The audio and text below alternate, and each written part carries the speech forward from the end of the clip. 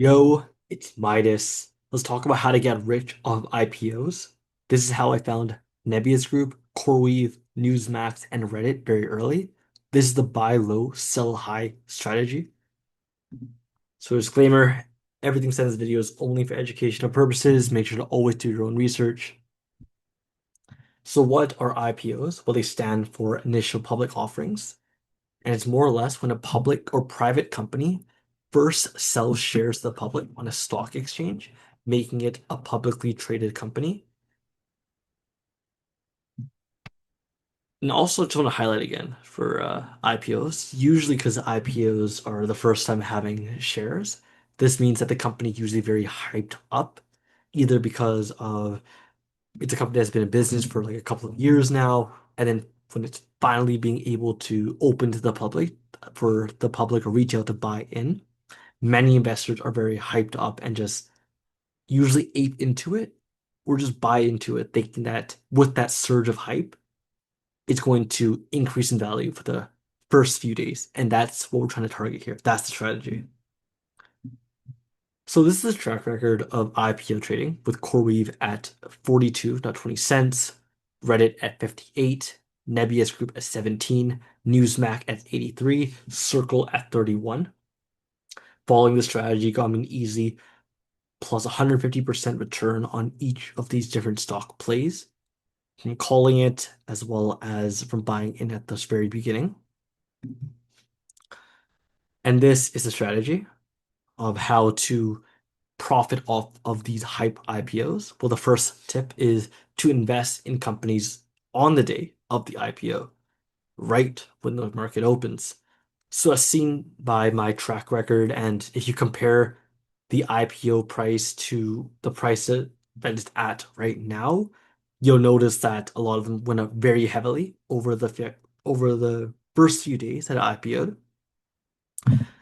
But I've noticed that most companies have pumped on their IPO based off of hype, and weeks later, a drop once hype has died. You can check out all these different picks. All of them have all done this, and I'm noticing a pattern. The second tip is to invest based off of hype.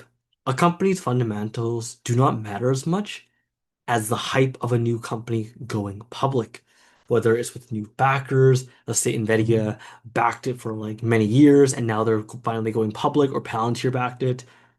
And the reason why we're looking at hype, not really fundamentals, is because when a first company first goes to the public, the financials aren't released.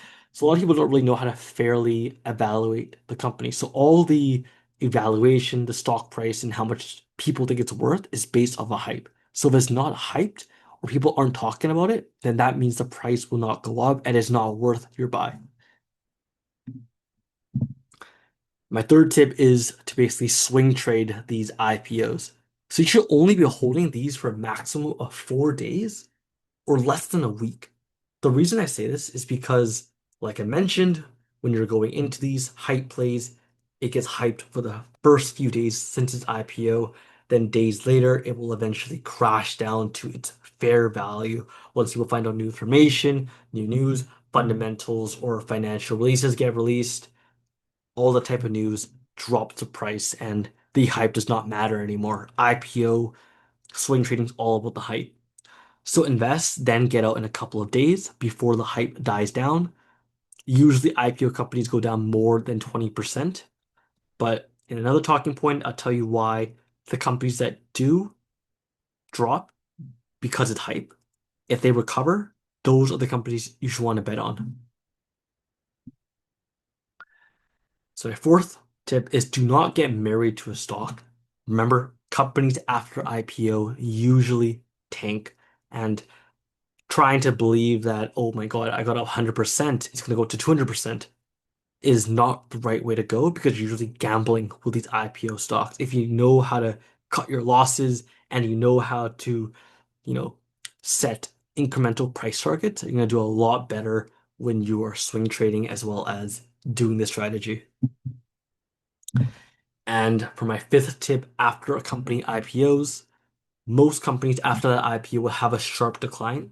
And based off of the fundamentals or financials, many investors will say that the company is overvalued.